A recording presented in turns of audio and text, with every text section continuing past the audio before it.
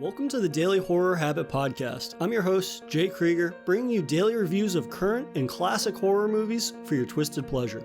Be aware that these reviews and discussions may include spoilers. And as always, I hope you enjoy. This is Jack Burton in the Pork Chop Express, and I'm talking to whoever's listening out there. It's a pretty amazing planet we live on here, and a man would have to be some kind of fool to think we're all alone in this universe. There is a hidden world where ancient evil weaves a modern mystery. What's going on here? Is this some kind of magic? The darkest magic.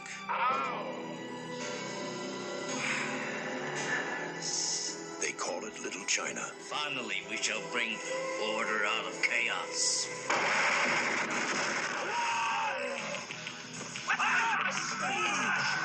It's where Big Trouble was waiting for Jack Burton. Who? Jack Burton. Me. Jack? They told him to go to hell. You make one move. And that's just where he's going.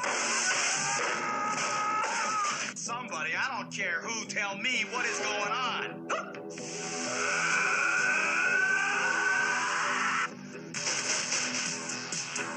How are you gonna spring us? I have no idea. There are many mysteries, many unanswerable questions, even in a life as short as yours.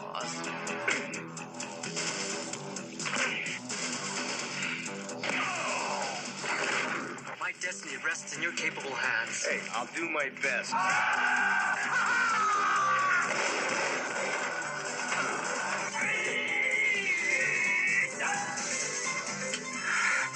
Oh God, is this really happening?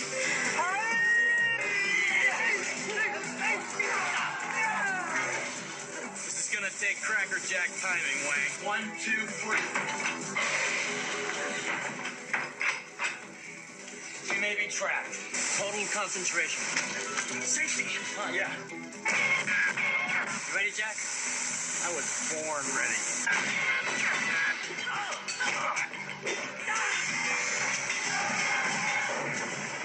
Way to go, Jack. Jack Burton's coming to rescue your summer. Hey, what more can a guy ask for?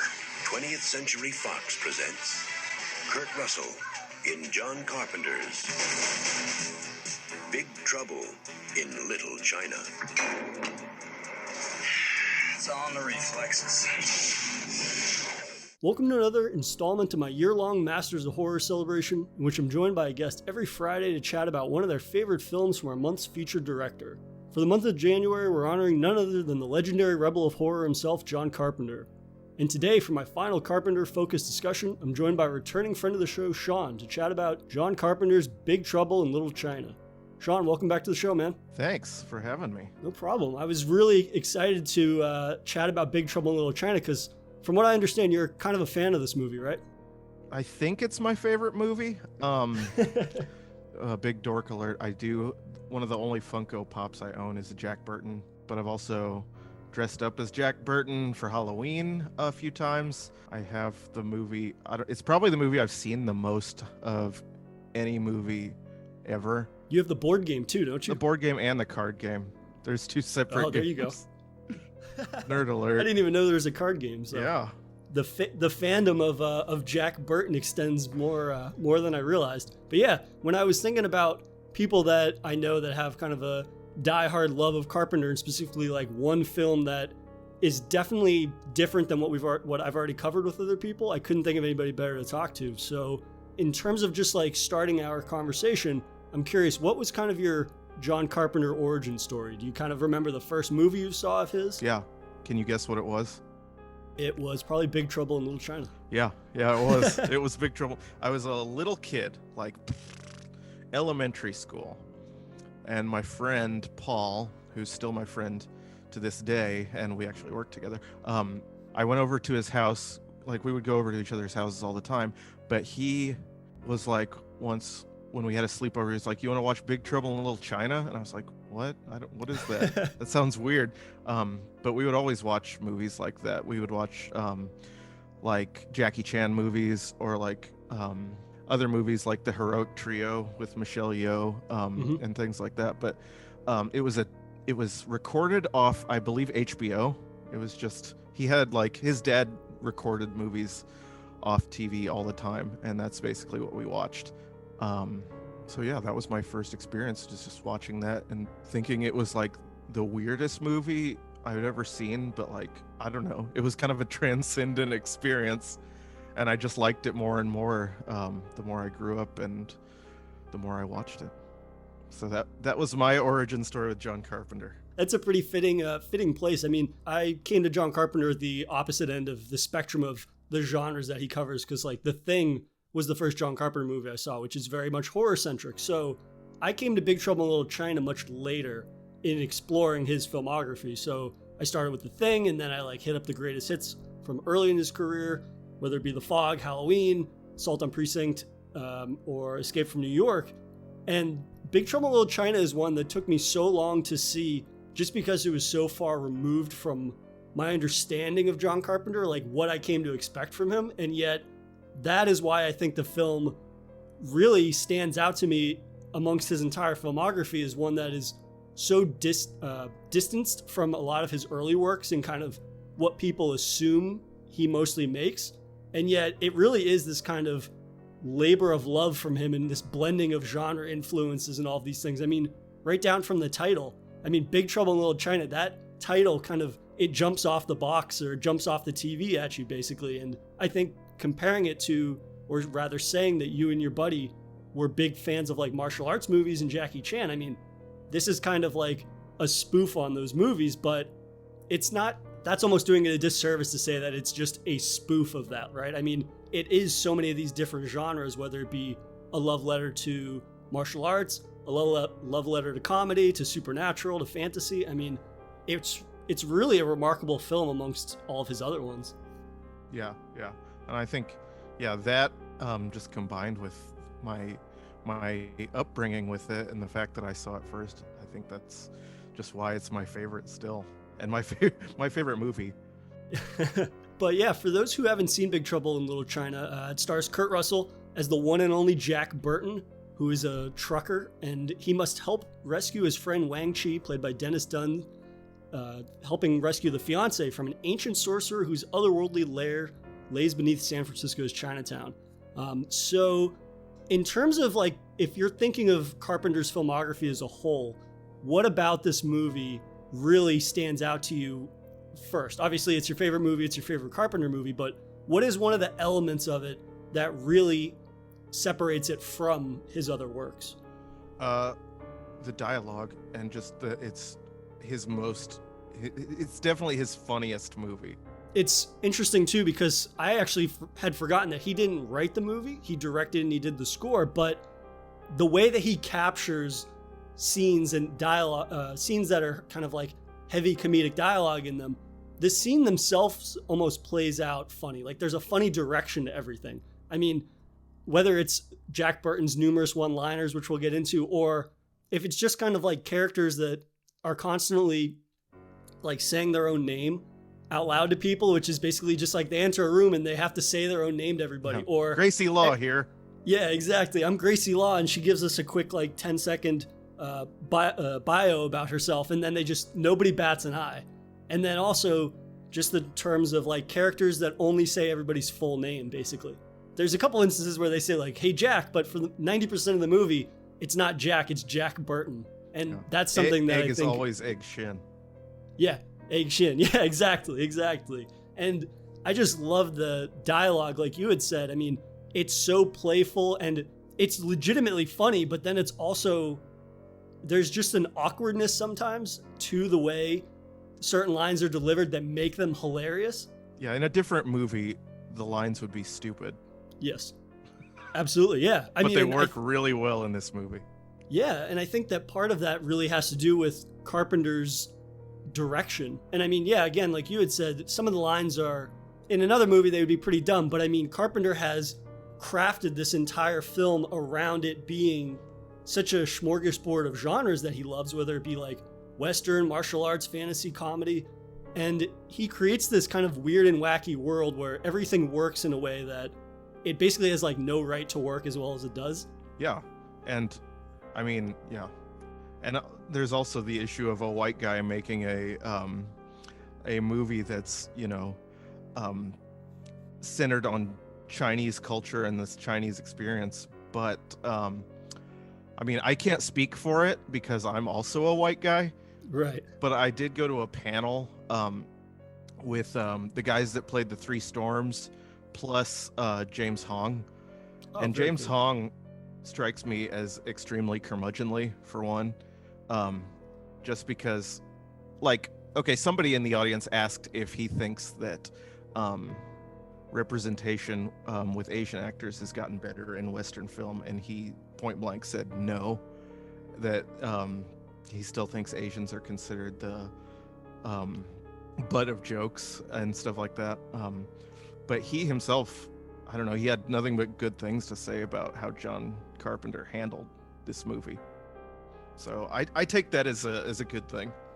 Right. No, that's a really interesting point that you brought up. And yeah, as two white guys, we have to acknowledge the fact that we love this movie, and yet it is very clearly a white guy making a movie that's about the Asian community. It's about Chinese mythology and culture and all these things.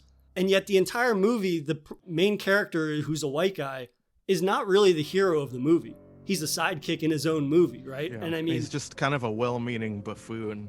Right. Yeah, exactly. Like, you can't not love Jack Burton, and he tries his best at all times, and yet we are laughing at him 95% of the movie. So it's interesting to me that, I could understand if people were upset with the movie because, there's this white guy that comes into a community that's not his own. He comes into a culture that's not his own, and he's the star of the show. He knows better than everybody. He's the only one. He's the white savior character. And yet he's not that at all. No. And you can't make this movie with a Jack Burton that is not a dunce, essentially. And the real hero of the movie is Dennis Dunn's character, who is Wang Chi, his friend who he's helping. He is the hero of the movie, and he is the one that is always correcting Jack. He's always making sure Jack knows what's going on, because Jack most of the time has to ask people, hey, what's that? What's this? What's happening? And he's basically Jack Burton is a stranger in a strange land. He needs a hero to help him because he is very much not the hero of this. Well, it's like the final battle scenes where he fires his gun into the air and then it rains rocks on his head and he gets knocked out. And then he kills that weird guardian statue thing and then just spends the rest of the time trying to get out from under it. He can't fight at all. Yeah. He doesn't even mean to kill it. No. Because again, every single opportunity Jack Burton has, other than when he kills the bad guy in the very end of the movie, he fucks up everything. There's not a single scene where he's making somebody else look bad or he is a figure of authority, right? He is very much the sidekick. He's the Robin to Dennis Dunn's Batman. And even when he kills Lopan, that's probably lucky. Right. Yeah, exactly. And I think that's why that moment plays so well, right? Is that he fucks up everything he does the whole movie, and then at the last pivotal second, he's like, oh yeah, I'm just going to catch a knife and then throw it right back and kill this ancient sorcerer. That's not a scene that's supposed to be taken as he's a badass. We're dying laughing because there's no way that would happen. We're laughing at the fact that he is playing against his own character in that last final moments of the movie. Dennis Dunn also had a really interesting quote, because I was thinking about this topic that you brought up, where it's a white guy making a movie that is steeped in another culture. And even Dennis Dunn had said, I'm seeing Chinese actors getting to do stuff that American movies usually don't let them do. He said he's never seen this type of role for an Asian in an Asian American movie. And not to say that he speaks for the entire cast and their experience, but for the 80s, this came out in 86? Yeah. For him to essentially be the star of the movie and not be a Jackie Chan or a big name martial artist himself, he was not even a martial artist. He said he had dabbled in martial arts, but for him to be essentially the star of the movie in a funny way, that's a pretty big deal, I think. And that's something that a lot of people probably didn't get or just overlooked when it came out originally. Yeah. And the guys that played the Storms, when they were talking, they kind of, wear this movie as a badge of honor. They're like, I was in Big Trouble in Little China, which seems cool to me. And I mean, the three storms too, just because you mentioned them. I mean, I think those are the pretty clear influences for Raiden in Mortal Kombat. I mean, right down from the look to harnessing electricity, right? Yeah, lightning. Yeah. I think I read that actually was, I mean, it's obvious, but still, you know. I mean, from the few interviews I've seen of Ed Boon, who's the creator of Mortal Kombat, he's a pretty open guy about the influences that Mortal Kombat had. Yeah. My favorite's Thunder, though. Yes, absolutely. He's awesome. I mean, they're all awesome. And this is the thing that every time I revisit this movie, I'm so impressed with. Again, it's coming back to this idea that Carpenter largely was pigeonholed as a horror director, right? He had so much success in horror, but he's very upfront in saying in panels and interviews and things that, like, I didn't get into horror to make horror movies. I got into movies to make Westerns. He's a Westerns fan first and foremost. He's a science fiction fan. He found great success with horror.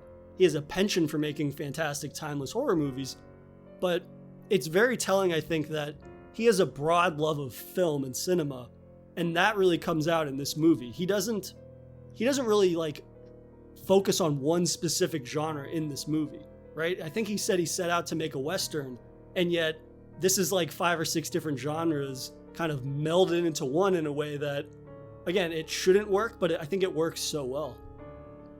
You mean Jack Burton's supposed to be some sort of a Western character? I couldn't pick up on his delivery. Right. He just traded out his horse for an 18-wheeler, right? For the Pork Chop Express. But I think also just in terms of blending the different types of humor, again, that's very slapsticky a lot of times, some of the humor. It's very much kind of, again, I keep using parody, but that's probably not a great word, but it's like, it's characters that are treating themselves as these monolithic figures, and yet there's no reason why anybody should know any of these people, right? I mean, that's the recurring gag of the movie, is that Jack Burton is this legend. No matter where you go, everybody has seemingly heard of him from all of his greatest exploits. And then you spend 90 seconds with him and you're like, why does anybody remember this guy? He is just a white guy that shows up that has a propensity for drinking and saying goofy things. But other than that, like, what is so remarkable about him? Yeah. He's got a cool truck. This is true. He does have a cool truck. But I mean, I love too just the way that the film opens. I mean, for starters, I love that we get another John Carpenter, Kurt Russell movie, right? I think that's probably one of the best duos from not only the 80s, I think just in terms of director lead performances, in terms of like friendships, because I think this was the 4th of 5 movies they did together, because they did what? They did Elvis, Escape, The Thing. And then Big Trouble. Escape from LA was after this. Yeah, and then that. And so it's really like a fantastic relationship that I think it really shows why they had so much, why the movie is so much fun to watch, because it seems like that relationship is such a fun one. Like, I was listening to the director's commentary for this movie, and it's like them getting drunk and smoking cigarettes and then apologizing to the guy moderating the commentary. Then he's just like, yeah, it's just us kind of like drinking and smoking and having fun. And it's just like, that's the whole vibe of this movie. I mean, in college, whenever I would like have people over for drinks, like we'd throw this on or something, because it's just such a fun movie, and it hits so many different notes. You're either really taken by this fight scene that's happening, this like epic gangster fight scene in the middle of an alley, or somebody's like dropping these hilarious one-liners. I mean, every single moment of this movie is fun. There was a period a few years ago when I would put Big Trouble in Little China on to go to bed to, like every single night. I don't know why. Nerd alert. I mean, I don't fall asleep with the TV on, but when I was a kid, and I did, I would definitely put on movies that were like comfort movies, right? Yeah. It's something that you don't really have to, you don't have to pay attention to it really, because it's almost like a lullaby of sorts, right? It's something you're familiar with that is like droning in and out because I'm familiar with it. And then if something comes up, I'll pay attention to that, but chances are you're going to just fall right asleep. But definitely, this is a movie that I think I only saw this movie for the first time maybe when I was 18, so like 10 years ago or something, but it's one that I have watched over and over and over, like multiple times a year, just because of how fun it is. And I mean, I just want to go back to the very beginning of the movie and this idea that Jack Burton is this monolithic figure, right? I mean, the movie opens with Egg Shen, and he's being interrogated basically because there's some big event that's happened. There's the lawyer says like the city block has exploded. This is Deep Throat from the X-Files season 1, by the way. Oh, nice. Okay, I didn't realize that. There you go. So he's like getting basically cross-examined about this event that's happened. And then he's talking about like, leave Jack Burton alone. Jack Burton is, you probably know the line better than I do, but he's We're in his debt. He showed great courage. Yada, yada. Yes, yeah. Exactly. See, I knew I could count on you, but it's talking up this guy that's a hero basically. And you're expecting it to be like, it might as well be like Arnold Schwarzenegger, right? When they show you who Jack Burton is, because he's this guy that has saved everybody. He's the authority on everything. And then we meet him and he's like, he's having a one-man podcast basically over like a CV radio over his 18-wheeler, just like spouting nonsense. And apparently, I kind of wonder if people used to do that, like if they would just talk into their CVs, or if they still do it. I don't know. I bet. No, I totally. Like who bet. listens to that? Other truckers? Yeah, other truckers, but I would assume that as the technology's kind of built up and up, not that I'm exactly up on maybe it's it's kind of like ham radio, where people just dial in the frequencies and see if anybody's saying weird stuff. Right, yeah, no, I bet. But apparently that opening of Egg Shen in that office was not how the movie opened. Right. Apparently it opened, I'm not sure the original opening, but it was supposed to be... I think it was just his monologue at the beginning when he was driving. Yeah. Which I think is kind of even hammers home the point more that he's not supposed to really be the hero, because John Carpenter never intended for that section, that opening scene to happen. So he's just kind of this bumbling protagonist that, you know, is along for the ride. I think it's funny too, because I was thinking while I was rewatching it the other night that Jack Burton almost comes off like John Wick in the sense that the name precedes the man, except like John Wick has earned his reputable status, and he's good at stuff. Yeah, he's actually like has a talent or a skill, and yet Jack Burton, you meet him and you're like, okay, he can drive and eat and talk on a radio at once. That's his only skill set so far within the opening moments. And I'm 100% sure that when he shoots that dude, it is the first time he's ever plugged someone. Yes, exactly. That's a fantastic point, because again, he comes off as being this very tough exterior, but in reality, he's not only doesn't know what he's doing half the time, but he is this like softy. He's like a normal guy, right? He hasn't exactly lived up to the image that people have of him. And that reaction is a perfect example of that, right? He kills that guy. For starters, he doesn't know how to take the safety off of the gun. He dry fires basically, and then he finally kills him and he shoots him like a dozen times, and then he's all just like staring there. Yeah, and then he stares, and the guy even calls him out. Yeah. The guy's like, "What? You've never plugged somebody before?" And he's like, "Of course I have." It's like it was like a schoolyard scene where somebody's like, "Oh, dude, you've never like kissed somebody before?" "Yeah, I have. I have like 15 girlfriends. Bro. They just don't go to the school." Like, it's very much a scene like that. But in terms of Jack Burton's character, or Kurt Russell's character, I mean, I love Kurt Russell so much, and it blows my mind that just not even just in terms of the Carpenter roles, but his range in terms of characters, right? Some actors, I feel, they're not able to really break the mold that they're put in based on the roles that they've had, right? I mean, he did The Thing before this, he did Escape from New York before this, and yet he's able to go from these super serious, and like Snake Plissken's probably the most macho character he's ever played, and one of the most macho characters ever. He's like what Jack Burton wishes he was. Yes, totally. And yet he's able to play this kind of doofus role, and yet it doesn't come off as being forced or anything. It feels like he's playing a spoof of a character he's already played, to your point. It's very much like Jack Burton wants to be Snake Plissken, and yet he's just not capable of it. He really wants to be John Wayne, but... Well, yeah, that's true. And I mean, it blows my mind that they thought anybody else could have played this role. Because who are some of the other people that they really wanted to play this? I think they looked at like... I don't remember. It was Kurt Russell who played him. It was Jack Nicholson, Jeff Bridges. But Jeff Bridges only because he did Starman with Carpenter. Which is, and then, like, think the only John Carpenter movie I haven't seen. Starman? Yeah. I saw that 2 or 3 years ago for the first time, and I enjoyed it. I mean, I love Carpenter, and I love Jeff Bridges, so I probably was a little biased, but I think it's an underrated sci-fi movie for sure. Jeff Bridges would have been better than Jack Nicholson, but still not as good as Kurt Russell. Jack Nicholson would have been a horrible choice. He would have just been Jack Nicholson. Right. He would have screamed half of his lines when he needed to. I mean, Clint Eastwood too, they wanted, which I don't understand. Thanks. Yeah, I'm going to just hard pass on that and I'll leave it at that. But it really is a character. I mean, it's a character that I feel like if you get somebody, it's not even a matter of fame. I was going to say fame. It's just, you have to have somebody that literally does not take themselves too seriously as an actor. And I feel that, at least for Clint Eastwood, like, he's somebody that I feel takes himself so seriously that he would deliver every line like it was the last line of like a Dirty Harry movie or something. I'm grimacing and rolling my eyes talking about Clint Eastwood for the listeners. Yeah. Since they can't see me.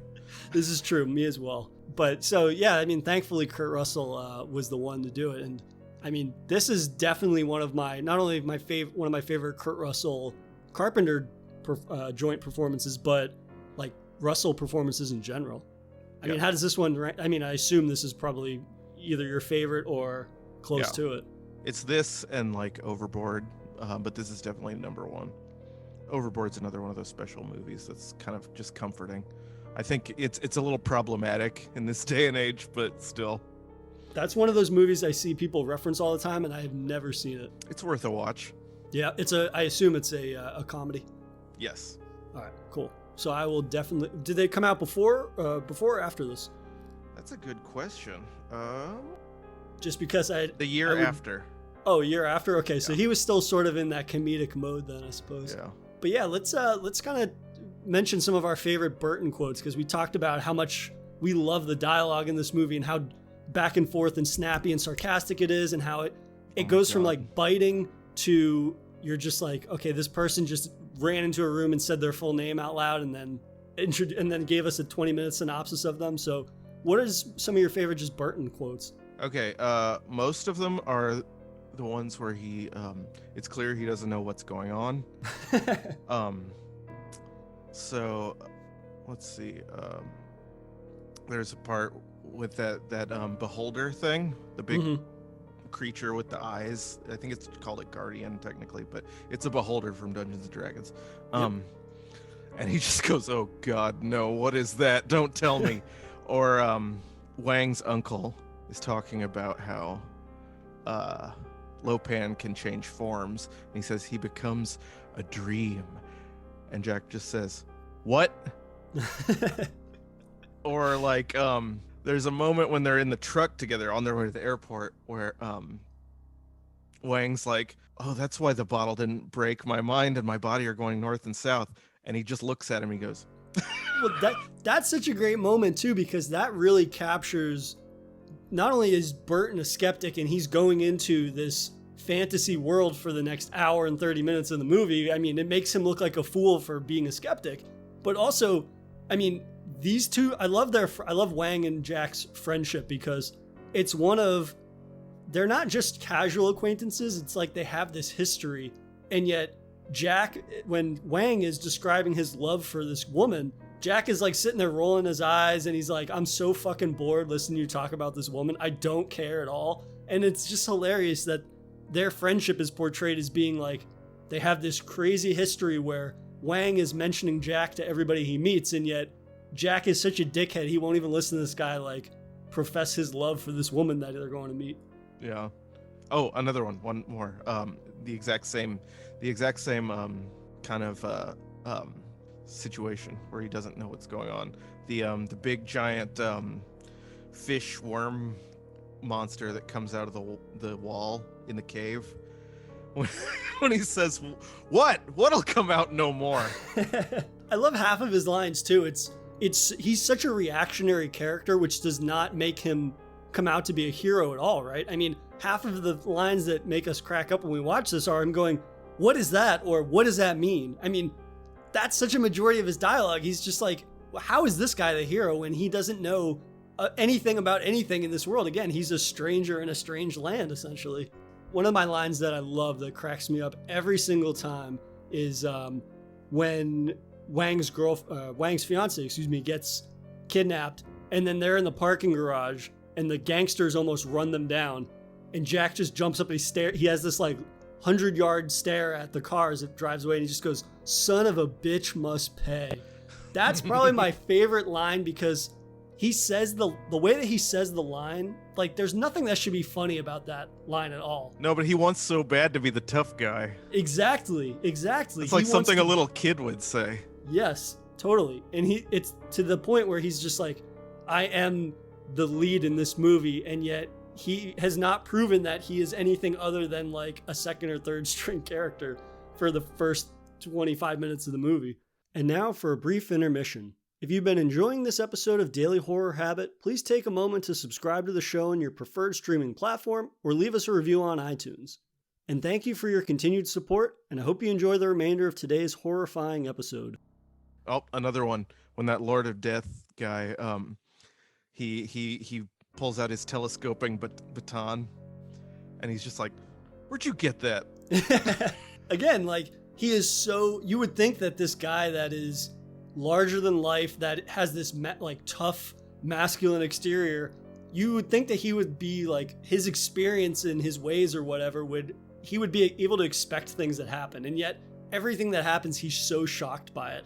No matter whether it's violence or mysticism or anything, like, everything catches him off guard, whether it's that or even like one of the characters, I think it's Wang's uncle who owns the restaurant. He's like, "China is here, Mr. Burton." Goes, I don't even know what the hell that means. I don't even know what the hell that means. Like, even just simple words of dialogue, he latches onto everything, and he's like, "This is confusing. What is this? I feel like an idiot for not knowing this."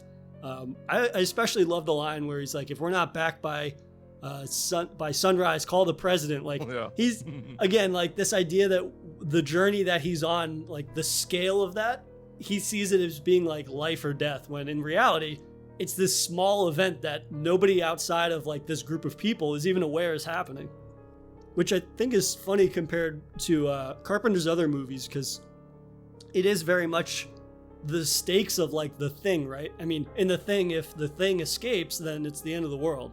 So many of his movies are just like, well, if whatever happens, whatever we're trying to stop happens, it is the end of the world. Especially highlighted in his Apocalypse trilogy, where it's The Thing, In the Mouth of Madness, and Prince of Darkness. I mean, but in this, I mean, there's no indication that this is the end of the world if something happens here, right? I mean, right. Obviously, the villain is going to grow into immense power, but there's no indication that his power is going to be leaving Chinatown, right? Yeah. Or maybe I'm mistaken, but maybe he'll just be the king of Chinatown. I don't know. Right. No, that's true. Yeah. I mean, that is the extent to which I would assume, or at least it's presented within the confines of the movie, like that is the end goal for him, right? He's going to own Chinatown in San Francisco, but never once does anybody be like, well, this will be the end of the world or the end of the United States or whatever, or anything like that. And yet Jack treats it like if we don't achieve our goal, like the world is ending as we know it. Because I mean, even if, I mean, there's bigger Chinatowns in America. If you wanted to like grow your power, you could go to LA or New York. I mean, yeah, it's a testament to how his characters are written, and also just how Kurt Russell sells it. Because I especially love his reaction to all of the different fight scenes that occur throughout the movie. And I mean, we sort of touched on it a little bit, but there are these fantastic martial arts set pieces that have these surprisingly large-scale fight choreography going on for Carpenter. Like, a lot of Carpenter stories are very self-contained, and I mean, I can't think of many of his films where there are these massive set pieces where there's dozens of people fighting, whether it be hand-to-hand or shootouts and things like that, and yet Jack is always an outsider looking in on the action, despite everybody being like, oh, that's Jack Burton, you don't mess with him. He's this crazy, weary traveler guy. Like, it just blows me away, the contrast between his character and this like fantastical violence that's happening all around him. Yeah, and that final arena is like one of the coolest sets ever, especially with the big doorway with the neon lights on it. And I mean, I love that. The set design is fantastic too. I'm trying to remember who did the set design? I think it was the same set designer that did The Thing. I might be mistaken on that, but I mean, the set design in this movie, again, it really shows. We talked earlier about how we're very cognizant of the fact that it's a white guy making a movie that's steeped in another people's culture, and yet it doesn't, to me at least, again, this is coming from a white guy, but it doesn't feel like it's a cheap imitation of a martial arts movie, for the most part, right? I feel like this feels like a fan of martial arts movies really had an influence on the set design of this movie, and that's why I always refer to this movie as a labor of love. Not that John Carpenter didn't have that with the majority of his movies that everybody loves for different reasons, but this feels like he finally had enough recognition, the resources, the connections, like he could get a Kurt Russell, he could get Dean Cundey to be the cinematographer, and this is really a film that, hey, you have carte blanche to make a big studio movie if you want to. What do you want to make? It's not somebody coming to him with a remake. It's not somebody coming with him in an adaptation of a Stephen King novel. This is like, what are you interested in? And he is able to take all of those influences of cinema that he loves and really make a film that I think, I mean, it's this movie for me, and I assume for you, is like infinitely rewatchable. Yeah. And it sucks, you know, how he's gotten so jaded, because I just want him to keep making whatever movies he wants to make, and he's probably never going to make a movie again. That's my my doomsday scenario. We never get one last John Carpenter movie, but I mean, yeah, it blows my mind that you can have a movie like this that not only bombs yet again, another Carpenter movie that bombs at the box office, and yet I don't even call it a cult movie because it is so much fun, right? I mean, sure, we can look at it and be like, oh, it's dated in a certain regard, but it's kind of like a spectacle in a way. But I mean, the movie is legitimately funny. It's legitimately a great performance from Kurt Russell. The action is fun. It feels like it is really, I mean, again, I keep coming back to a labor of love, but I mean, there's so many elements to this movie that even if you don't take it seriously, which you really shouldn't because it's basically a comedy, it's still entertaining from start to finish. And the idea that it wasn't connecting at the time, I mean, maybe it has to do with the marketing, because that's what they said when this came out. They were like, oh yeah, we'll give you $3 million to market it. But then how do you really market this movie? Which, as much as we love the movie, I mean, how do you really market this for that era in a way that translates to what you're actually going to see? And they had to compete with the infinitely inferior Golden Child. Yeah, I had never seen that, but I had read that it's similar to this. It's not good though. That's No. that's the main difference. That's the main difference. But I think James Hong is in it too.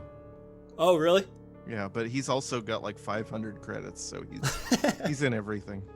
I was gonna say it might be difficult for him to state which he remembers more fondly, but yeah, I mean, in terms of, so what I had read was the studio thought that they were getting Indiana Jones, and this is very clearly not Indiana Jones, which it's better off for it, obviously, because who the hell wants to see John Carpenter do an Indiana Jones movie? Like, again, even though, well, I'll say this, it's difficult for me to even classify the genre that this movie falls in because it has so many genres, right?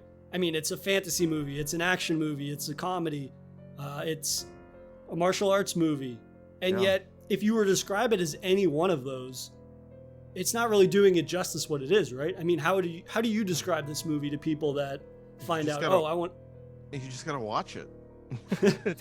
It's my favorite movie. You have to watch it. And I'm taking your phone away. That is that's a hard and fast rule when I did have people over before COVID was if we're gonna watch a movie I describe as my favorite movie, your phone is staying in your pocket. But yeah, so in terms of just like favorite moments or favorite scenes from the movie, what are some of your favorite moments? Because I mean, there's so many that it's even difficult for me to know where to start. Well, one of them is when he's infiltrating or trying to infiltrate the brothel, and he's Henry Swanson or whatever. I think that's his name. And I know that excitement is his game. You know more his performance or his the identity he adopts is more memorable than the name, right?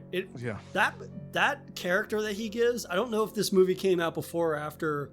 Yeah, Breakdown, 1997. Oh, so this was actually before that. But anyways, it's him adopting this very kind of like, I'm a white guy that travels all over. I'm completely ignorant of other cultures. I'm going to say a bunch of shit that they would understand kind of thing. And I love how he's able to go from the macho guy to what he assumes is like a dork persona.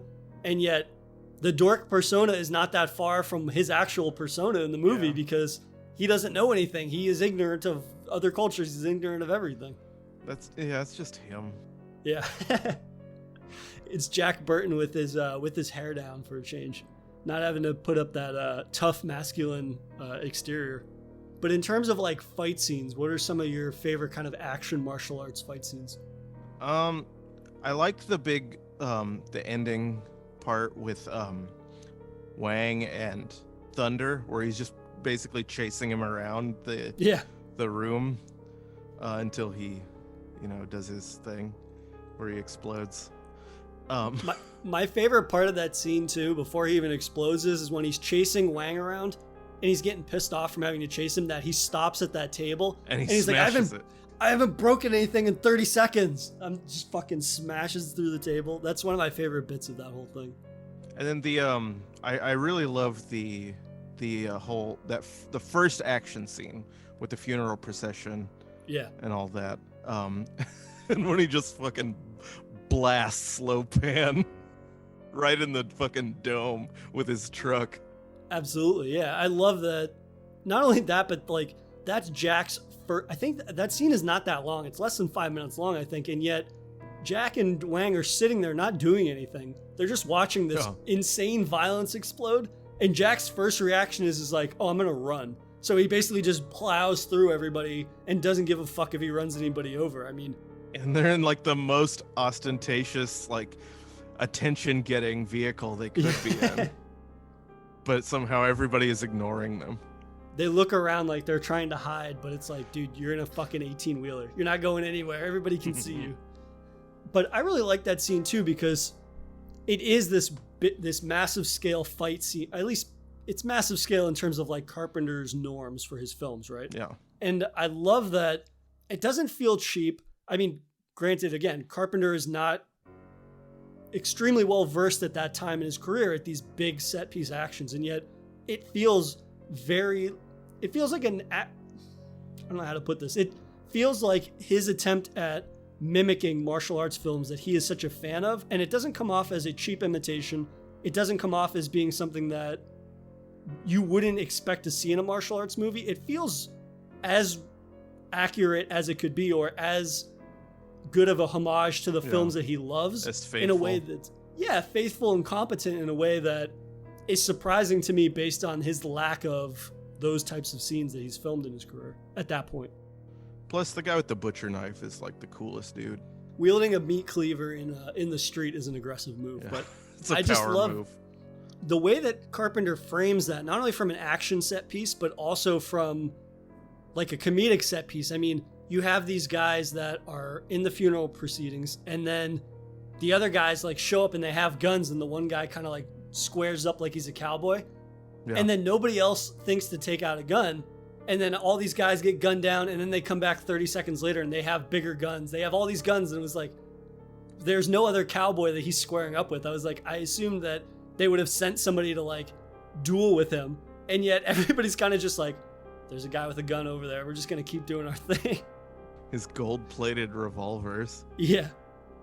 I feel like he had the golden gun cheat from like GoldenEye or something. Yeah. I'm also a big fan of that scene because when Lopan blinds Jack, he just splashes some water from the puddle in the road. Yes. And everything's fine now. That's a fantastic example of the humor in the movie, right? I mean, there's no reason why if you read that, you would be like, that doesn't make any sense. But when the way that it's framed and just like the pair's relationship, it's so hilarious because it's like, what do kids do when they get hurt? Like when you were a kid playing, you fell and you fucked up your arm, you had a cut or something. You're like, you rub dirt in it. You rub dirt in it, or you splash some water on it. My dad always told me, just splash some water on it, it'll be fine. Yeah. Like shit like that. And I mean, it's so hilarious that these two grown men, this is their solution to ancient magic, is some dirty puddle water. Like, whatever, not a big deal. It cures all. It's got magic properties like Egg Shen's potion. Yeah, it's the exact same stuff, actually. That's where he gets it. Yeah. He's Probably just walking is. around collecting puddle water from Chinatown. For me, definitely that the funeral fight scene, but also there's so many little moments throughout the entire movie, and I think it speaks to the rewatchability of the movie that there's no part of the movie that like drags or is air quotes like boring in the way that people would say. No. I mean, there are gags. No lulls. There are no lulls. There's gags throughout the entire movie. As soon as even in like dialogue where somebody has to have exposition about informing Jack for the 20th time in the movie about how something works or why something's happening, they're able to incorporate these jokes into it that it either makes you laugh out loud because it's obviously a joke, or you're laughing at the awkwardness of how somebody delivered it, like "son of a bitch must pay." I mean, that's one of those lines that any other creative team, any other actor, I don't know that line hits the way that it does in this movie. The way that it's presented. That is just a brief anecdote. In college, I showed this to a bunch of my buddies, and we would do this thing where we'd go to the dining hall and somebody would stop eating and they'd just stare at somebody and they'd be like, "What's up, man?" And just look at me and just go, "Son of a bitch must pay." Just do that all throughout college. And it's like, if anybody else heard that, they would be like, "Why is that funny?" But it's like, you just got to, then we just add another person to our ranks. We're like, you got to come over and watch Big Trouble in Little China. Yeah. You don't know until you know. But I think in terms of also like the cast, I mean, obviously we've talked about Kurt Russell, Dennis Dunn, James Hong. I mean, Victor Wong, I love in everything that I've seen him in. Fantastic. Kim Cattrall, I feel like, does not get enough love for how awesome she is in this movie. No, Gracie Law rules. Yeah, Gracie Law is awesome. And she's this character that she's never, like, Jack always misinterprets her as just being there as a love interest for him. It's almost like he's aware he's in a movie and he's like, oh, this is the attractive blonde. She's my love interest. And yet for 3/4 of the movie, she's like so disgusted with him. What does she say when they meet in the airport? She's like, it's Miller time. Yeah, she's like, you should stand downwind where I am. Like, it's Miller time. He's just like, you know what I say when it's Miller time? And then she just leaves. Like, Nope. Not interested in him at all for a majority of the movie. And she's a character that, again, if this was a traditional action movie or traditional kind of just martial arts movie, like, she would very much just be the love interest. And I never see her as a love interest, even though they end up hooking up or whatever at the end of the movie. She's never comes off as being single serving in that she is here for Jack to hook up with, right? Right. No, she's mostly just kind of pissed off at him most of the time, or thinks he's a moron. I mean, we are very much in her shoes because she's the one person that's meeting him for the first time. Everybody else sees him as the legend that is Jack Burton, and she's meeting him for the first time, and she's like, why are you here again? Like, nothing you have said or shown me indicates why you can justify being in here at all. Yeah. Yeah, she's one of the best characters. For sure. Do you have any favorite Gracie Law moments? I mean, when she busts in and just says something like, "Don't worry, it's me, Gracie Law." That's pretty funny. And the part where they talk about how Miao Yan has green eyes, and she said that's like leather bucket seats or whatever. I'm like, oh, okay. Okay. But I mean, lines like that, again, those lines don't work. And even if that's a ridiculous line, like, it doesn't work outside in a different movie because it's outside of this zany world that Carpenter captures for us in such a way where it's like, yeah, everything works in this world.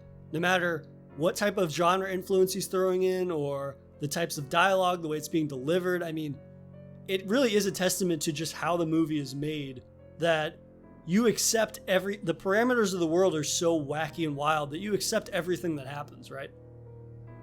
To more or less to a certain degree. It's just a culmination of so many things that came together that nothing would have worked if any of those one things had been out of place or not there. Right. Well, that's the thing too. Like, I don't know. I so buy into the world that has been created here and all of the different quirky and weird humor and characters and all these things that there really aren't any jokes in the movie that don't work for me. I mean, I'm sure there might be a few I'm forgetting, but more or less, like, I'm laughing throughout the entire movie because it either is something that is said funnily it's a funny line, or it's the way it's said that's hilarious, or I'm laughing at the fact it doesn't make any fucking sense and nobody says that. Why did you present that line as if it's something everybody says when nobody has ever said that before? I mean, the movie really stands out to me from his other movies because Carpenter's added humor, obviously, in his other movies, or he has captured humor in his other movies in a unique way, but this is really the movie that I think is the closest to being a comedy that he's worked on, that I've seen at least, and I would never describe this movie as a comedy because that's not doing it really justice at what the movie is. Right. It's not any one thing. Yeah. And it is that thing where, for me, if I were to introduce somebody to Carpenter's works, this is always one of the two movies that I would introduce them to because, this is going to be my final question for you in a couple of minutes. If I had to do a double billing of a movie, I would want to capture both ends of the Carpenter spectrum, especially for people that aren't familiar with his work, right? I would do something that is horror focused, which, I love The Thing. The Thing is probably my favorite movie. So I would always go with The Thing to be like, here is why this guy is known as like a master of horror. But then to call him a master of horror and then to do a double feature of horror, it's not really doing his filmography justice because as he is a master of horror, he's not just a horror director. And that's something that we see a lot later in his career. I mean, when he started out, his first two movies were not horror movies, and yet those movies, it took a long time for people to actually recognize them. Well, I haven't seen Dark Star, but in terms of Assault on Precinct 13, like, not a hit when it came out. Right. Now it's a cult classic, basically, it's very beloved, but he was really known for Halloween at that time.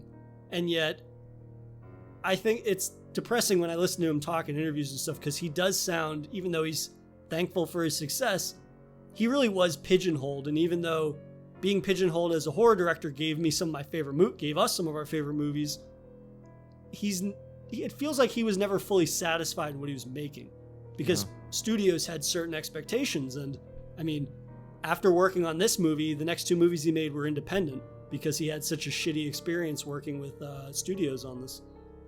Yeah. Whether it be like creative or marketing. They said they were going to market this movie and then it turns out they don't know what they bought. Yeah. Right. They didn't watch the movie. Right. Exactly. That, and also, I read something where they said like, we don't want Kim Cattrall. We want it was like a rock star or something, which I guess what they meant was they wanted somebody that was attractive, that was like super famous, but it was like, do you want the best person for the job or you want the person that is going to put asses in seats? And we know how the film, that's why this film is such a cult classic, because Carpenter had so much foresight in not only the characters, but knowing the type of person he needed to play those characters. Yeah.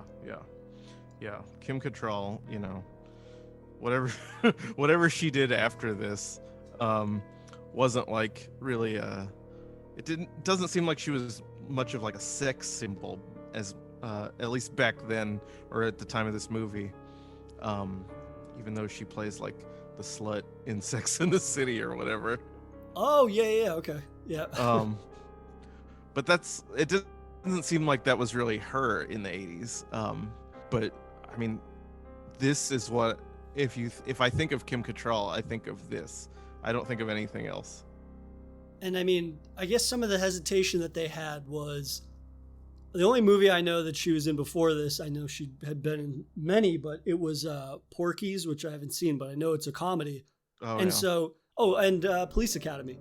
She was also in that. But I would think that you would want somebody that has comedy experience to be in a movie that is partially a comedy. Yeah. And that experience, I think, I haven't seen either of those movies, but I would have to imagine that being in those movies fueled the comedic aspect of her character. She knew how to sell those wacky lines, even if on paper you're like, I'm saying what? Why is that funny? She still knew how to sell it because she has an experience in comedy and in humorous roles. And that is the thing that stands out to me the most about this movie, is that it is, Kurt Russell is the only like top tier star in the movie. Yeah. And yet everybody else is a famous character actor. They are a Carpenter character actor to a certain degree, or they just really know how to facilitate those character roles. I feel like if there's anybody else that was a massive name that Kurt Russell, like if there was a Clint Eastwood or a Jeff Bridges or something like that, it's too distracting. You're not gonna be able to buy into this world. And I can't speak to how many people that saw this movie were like, Snake Plissken's doing a comedy now, right? I don't know if there was that connection between those movies and those roles.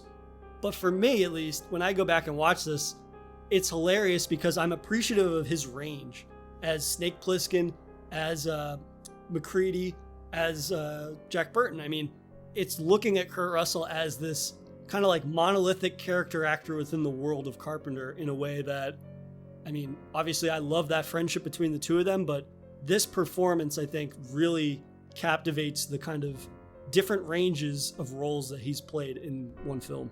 Kurt Russell is definitely one of my favorites, and nobody could have done this. I literally cannot think of a single person that could have done this role other than him. No, not a chance.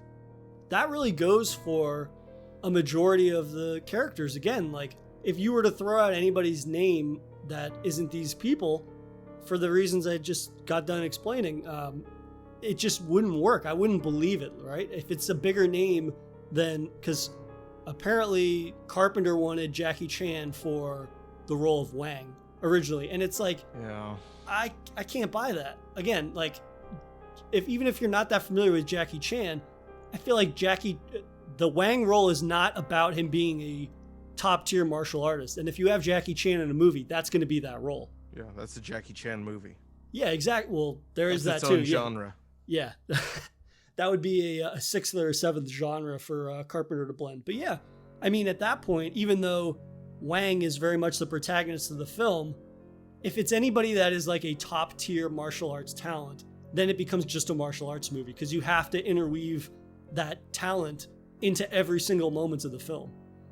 And it helped that Dennis Dunn obviously had dabbled in martial arts, he said, but he's not a master. And you wouldn't use this movie as an example of top tier martial arts. It's a fun martial arts movie. It's competent in martial arts, but that's where I guess it does get some of the, it doesn't have to be the best at what it's doing because it's doing so many different things well, rather than so many different things like perfectly, I guess. Yeah, and it's good that Dennis Dunn got this movie because otherwise we might not have had him in Prince of Darkness. And he is, one of these episodes that is releasing prior to this one is on Prince of Darkness. And I like Prince of Darkness. It's a movie it took me a couple of viewings to really get and to kind of understand the angle he was going with that movie. And yet a majority of that movie, I'm not crazy about the characters in that movie, but Dennis Dunn and Victor Wong are two of the people that stand out the most in that movie to me. They're two of the most forward thinking in terms of like them being a character actor in a role that needs to be played by a character actor.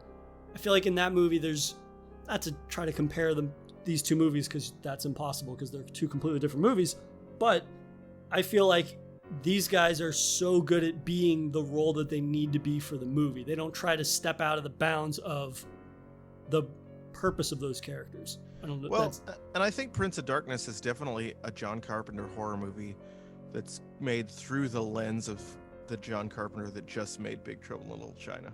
Also, it's interesting now that we're like trying to connect the dots between the two of them.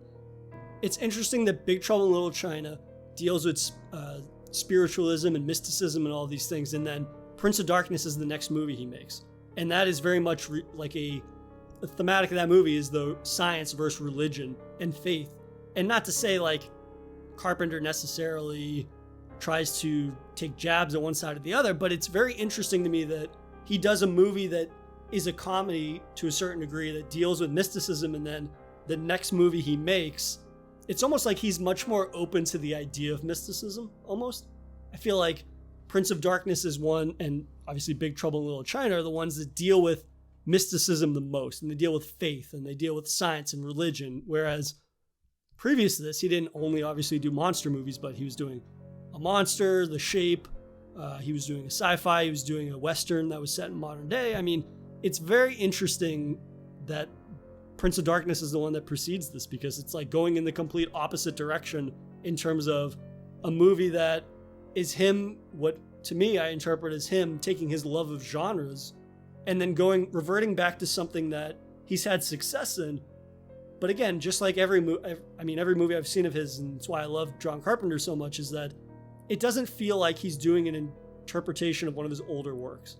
It feels like he's exploring horror in a new way that is exploratory, maybe to a certain degree for the genre, but exploratory for him.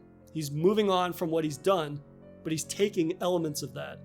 And he's almost like he's redefining himself, sort of. Yeah, definitely. And I think that's probably one thing that put people off about that movie.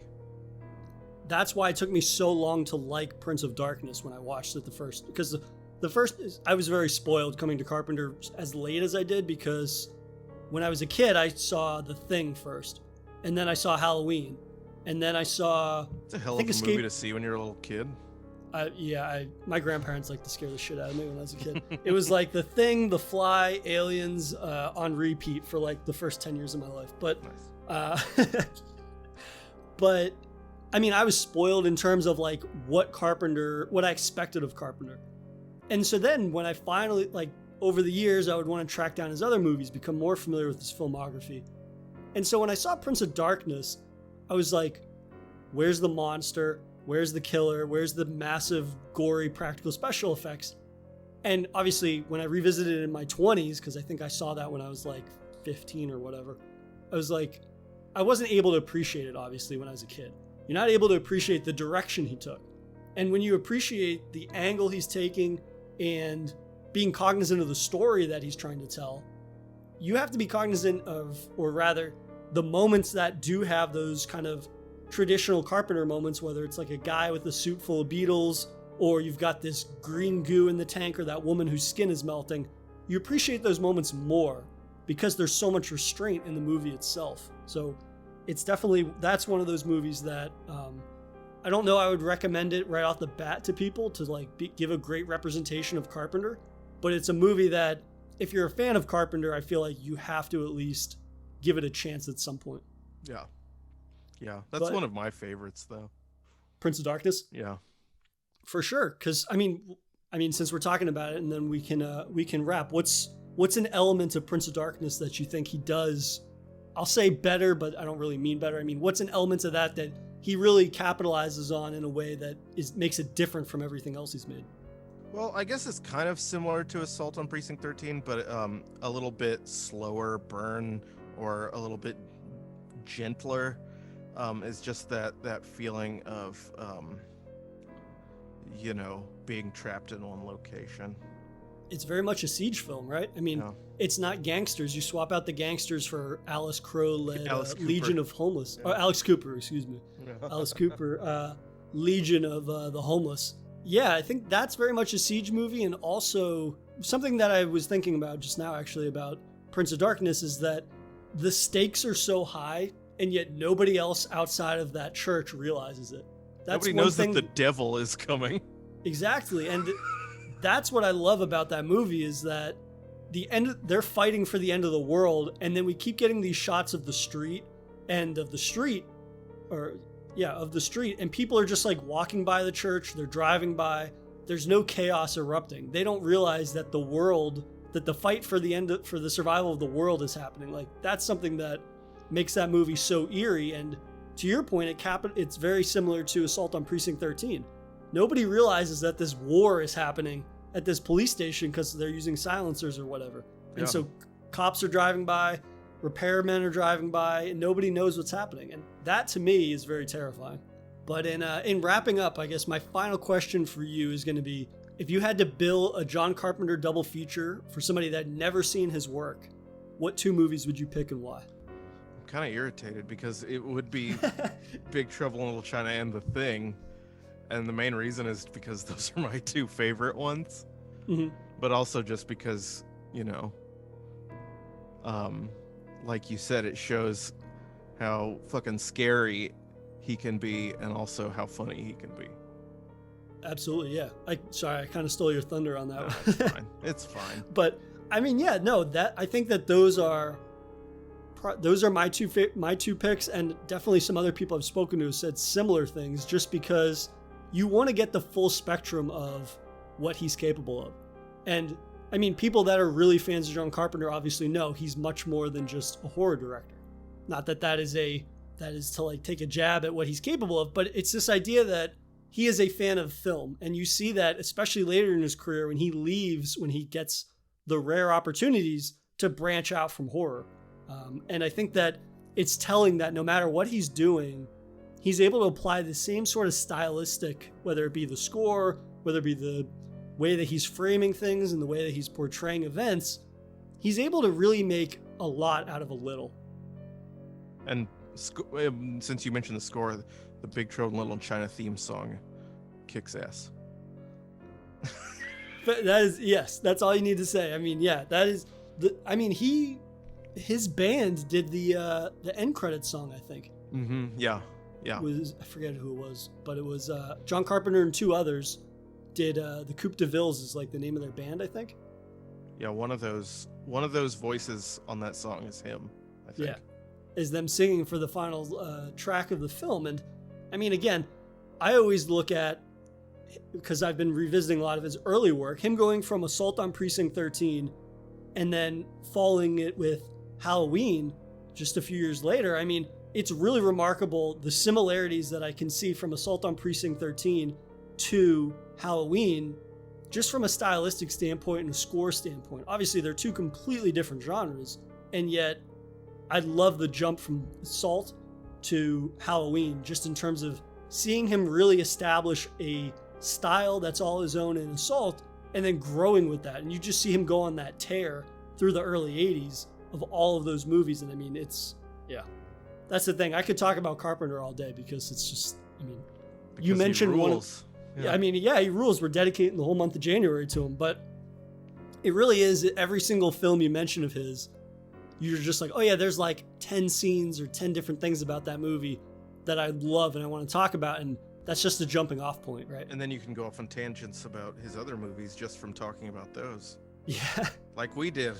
Right, yeah, exactly. See, we just talked for 10 minutes about a different movie that he made. And I mean, I don't really care because I love Carpenter so much, but it is one of those things where this is one of those movies that I think it should be, if it's not your in your top 3 Carpenter in terms of introducing it to somebody, I would want to hear an argument for it not to be, because this movie, again, it shows not only his technical proficiency, but also his ability to just make a movie that is entertaining from start to finish. And you're almost like, there's almost 1 or 2 moments in the film where you're like, why is this funny or why is this entertaining? And then you just are completely enamored by all of these different elements and genre influences, which I've touched upon ad nauseum by now, that it comes together in a way that, I mean, I really don't think, I mean, what was the film that you said this released against that wasn't as good? Golden Child. There you go. This is better than Golden Child. People tried to do something similar to this, and it did not happen nearly as well. So, and this movie is very much one of those ones that just gets better the more you watch it. This movie ages insanely well. I saw this movie for the first time maybe 10 years ago, and I love it more than I did the first half dozen times I saw it. I mean, I would totally agree with that. This movie ages like a fine wine, as they say. But hey man, I really enjoyed having you on to talk about Big Trouble in Little China and John Carpenter, so I appreciate you coming on. Yeah, thanks so much for having me on. It was awesome. If you enjoyed this episode, please subscribe to Daily Horror Habit on your preferred streaming service and follow the show on Instagram at Daily Horror Habit and on Twitter at Daily Horror Pod for episode updates. Thanks again for listening, and I'll see you guys next time.